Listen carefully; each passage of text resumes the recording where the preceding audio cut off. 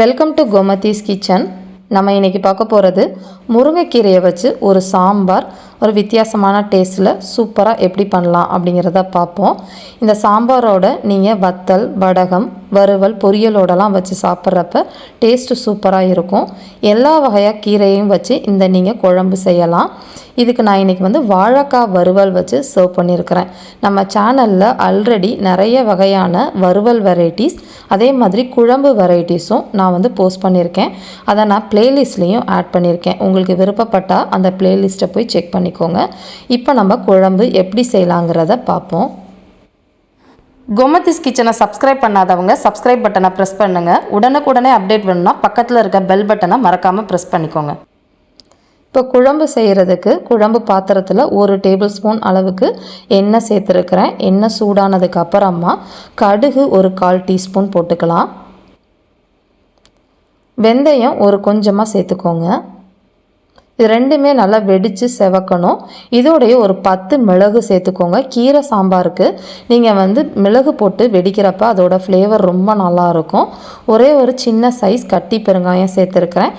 அது நல்லா பொரியணும். சப்போஸ் உங்கள்கிட்ட கட்டி பெருங்காயம் இல்லை அப்படின்னா 1/4 டீஸ்பூன் அளவுக்கு பொடி பெருங்காயம் சேர்த்துக்கோங்க. இப்போ பெருங்காயம் பொரிஞ்சிகிட்ருக்கப்பே ஒரு கொத்து கருவேப்பிலையும் வரமிளகாவும் இந்த மாதிரி கிள்ளி போட்டு சேர்த்துருக்கிறேன். அதை நல்லா பொரிஞ்சு செவக்கட்டும். வரமிளகா செவந்துச்சுன்னா நம்மளோட சாம்பாருக்கு நல்ல ஒரு மணமாக இருக்கும். இதுக்கு ஒரு 1/2 கப் அளவுள்ள பொடியாக நறுக்கின பெரிய வெங்காயம் நான் சேர்த்துருக்கிறேன். இன்றைக்கி என்கிட்ட சாம்பார் வெங்காயம், அதாவது சின்ன வெங்காயம் இல்லை, அதனால் இது சேர்த்துருக்கிறேன். சின்ன வெங்காயம் கிடச்சிதுன்னா நீங்கள் 1/2 கப் அளவுக்கு சேர்த்துக்கோங்க. அதனால் கண்ணாடி பதம் அளவுக்கு வதங்கினதுக்கு அப்புறமா 1 கப் அளவுள்ள பொடியாக நறுக்கின நாட்டு தக்காளி சேர்த்துக்கோங்க. கொஞ்சமாக உப்பு போட்டு வதக்கணும் அப்படின்னா தக்காளி சீக்கிரமாக வதங்கி வந்துடும். அதுக்காக நான் உப்பு போட்டு வதக்கிக்கலாம். கொஞ்சம் நேரம் மூடி வச்சும் வதக்கிக்கோங்க. இப்போ பார்த்தீங்கன்னா தக்காளி நல்லா இந்த மாதிரி வதங்கி வந்துடும். இதுக்கப்புறமா இதுக்கு நம்ம சாம்பார் பொடி போட போகிறோம். 1/2 டேபிள் ஸ்பூன் அளவுக்கு சாம்பார் பொடி சேர்த்துருக்கிறேன். வீட்டில் அரைச்ச சாம்பார் பொடி தான் இது சேர்த்துருக்கிறேன். அது ஏற்கனவே எப்படி செய்யணுங்கிறவோட வீடியோ லிங்க் நான் டிஸ்கிரிப்ஷன் பாக்ஸில் கொடுக்குறேன். அப்படி இல்லைனா உங்கள்கிட்ட இருக்கிற சாம்பார் பொடி சேர்த்துக்கலாம். கொஞ்சமாக மஞ்சள் தூளும் இதிலேயே சேர்த்துட்டு மீடியம் தீயில் வச்சு நம்ம இந்த மசாலாவோட பச்சை வாசனை போகிற அளவுக்கு அடிப்பிடிக்காமல் வதக்கி எடுத்துக்கோங்க. இப்போ பார்த்தீங்கன்னா எண்ணெய் பிரிஞ்சு வதங்கி வந்துருச்சு. இப்போ கீரையை சேர்த்துக்கலாம். நான் நல்லா 2 கைப்பிடி, என்னோடய கைப்பிடியில் 2 கைப்பிடி வர அளவுக்கு கீரை சேர்த்துருக்கிறேன். உங்களுக்கு நிறைய பிடிக்கும் அப்படின்னா இன்னும் கொஞ்சம் கூட சேர்த்துக்கலாம். இதில் நீங்கள் மணத்தக்காளியில் வச்சு கீரை இருக்கும் இல்லையா, அந்த கீரை வச்சு செஞ்சீங்க, சக்கரவர்த்தி கீரையெல்லாம் வச்சு செஞ்சீங்க அப்படின்னா இந்த குழம்பு ரொம்ப நல்லாயிருக்கும். பட் நீங்கள் முருங்கைக்கீரையை பொறுத்த வரைக்கும் ரொம்ப சீக்கிரமாக நமக்கு வெந்துடும். அதனால் இந்த குழம்பு செய்கிற டைம் பார்த்தீங்க அப்படின்னா ஒரு 15 நிமிஷத்துக்குள்ளே நீங்கள் சாம்பாரே ரெடி ஆகிடும். அவ்வளோ சீக்கிரமாக அந்த கீரை வெந்துடும் உங்களுக்கு ஒரு வதக்கல்லையே. இப்போ நல்லா வதங்கிருச்சு. இந்த சமயத்தில் ஒரு பெரிய நெல்லிக்காய் சைஸில் புளியை எடுத்து 1/2 கப் தண்ணி ஊற்றி கரைச்சி இதில் ஊற்றிருக்கிறேன். இப்போ இந்த குழம்புக்கு தேவையான அளவு உப்பு, அதாவது 3/4 டேபிள் ஸ்பூன் அளவுக்கு கல் உப்பு சேர்த்துருக்கிறேன். ஏற்கனவே தக்காளி வதக்கிறப்ப நம்ம உப்பு போட்டிருக்கோம் இல்லையா, அதனால் அதுக்கேற்ற மாதிரி போட்டுக்கலாம்.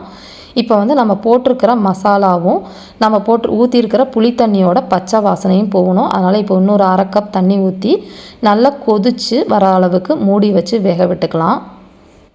இப்போ பார்த்தீங்கன்னா நல்லா கொதித்து அதாவது மசாலாவோட வாடையும் புளியோட பச்சை வாசனையும் போயிருச்சு. இப்போ ஒரு 1/2 கப் அளவுள்ள பருப்பு நல்லா வேக வச்சு நான் குழைய இந்த மாதிரி அடித்து வச்சுருக்கேன். அதையும் இதில் சேர்த்துக்கோங்க.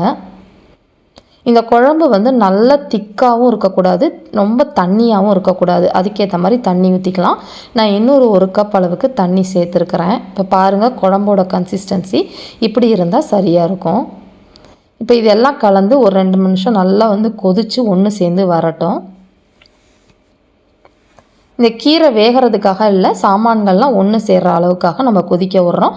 மற்ற கீரை வகைகள் நீங்கள் யூஸ் பண்ணிங்க அப்படின்னா இன்னும் கொஞ்சம் நேரம் நல்லா கீரை வெந்ததுக்கு அப்புறமா நம்ம தேங்காய் விழுதை சேர்த்துக்கலாம். இப்போ இதுக்கு ஒரு தேங்காய் விழுது அரைக்கணும். அதுக்கு 1/4 கப் அளவில் துருவின தேங்காவும் ஒரு 1/2 டீஸ்பூன் அளவுக்கு சோம்பும் போட்டு நல்லா நைஸாக விழுது மாதிரி அரைச்சி எடுத்துகிட்டு வந்துக்கலாம். இப்போ பார்த்தீங்கன்னா இந்த அளவுக்கு நல்லா விழுது மாதிரி அரைச்சிட்டு வந்தாச்சு. இப்போ கீரையும் நமக்கு நல்லா வெந்திருக்கும். இந்த சமயத்தில் இப்போ அரைச்சிருக்கிற தேங்காய் விழுதை இதில் சேர்த்துக்கலாம்.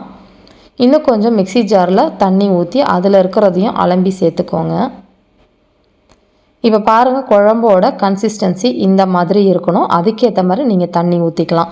இந்த மாதிரி எல்லாத்தையும் ஊற்றி நம்ம தேங்காய் ஊற்றுனதுக்கு அப்புறமா ரொம்ப நேரம் கொதிக்க வைக்கக்கூடாது. ஒரு 2 கொதி வந்தோடனே கருவேப்பிலை கொத்தமல்லி போட்டு ஆஃப் பண்ணிட வேண்டியதான். நம்மளோட ரொம்ப சூப்பரான ரொம்ப ஹெல்த்தியான கீரை குழம்பு, கீரை சாம்பார்னு சொல்லலாம். ரொம்ப சூப்பராக ரெடி ஆகிடுச்சு. இது பார்த்திங்கன்னா நல்லா மெத்துன்னு தோசையில் ஊற்றி சாப்பிட்றப்ப இந்த குழம்பு ரொம்ப நல்லாயிருக்கும். இதே மாதிரி அளவுகளோடு நீங்கள் இந்த குழம்பை செஞ்சு பார்த்துட்டு எப்படி இருக்குங்கிறத கமெண்ட் பண்ணுங்கள். வீடியோ பிடிச்சிருந்துச்சுன்னா லைக் பண்ணுங்கள், ஷேர் பண்ணுங்கள். மறக்காமல் சேனலை சப்ஸ்கிரைப் பண்ணி வச்சுக்கோங்க. தேங்க்ஸ் ஃபார் வாட்சிங்.